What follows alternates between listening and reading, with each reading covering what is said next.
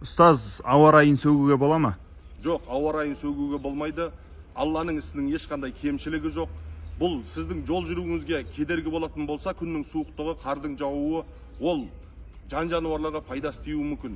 Бұл қардың көп жаууы сізге зиян тигенменен бүтін жер бетінде шөпке пайдасы тиюі мүмкін. Сондықтан да құрметті бауырлар, ұстазы мен шәкірті бір таксиге отырған кезде таксист айтқан екен: "Мынау не болды? Көктің асты тесіліп кетті ма?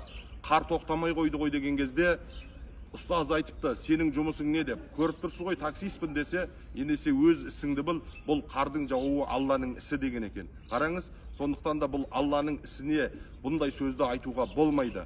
Атам қазақ айтады: "Әуелі Құдай қыстай бер, қыстай берсең қыспай бер" дейді. Қыстың да сізбенен бізге берері көп екен. Сондықтан да құрметті мұсылман бауырлар, күн ысық кетсе де, аяз болса да, қандай бір қолайсыз ауа райы болса да, біз ауа райын, табиғатты сөкпеуіміз керек екен.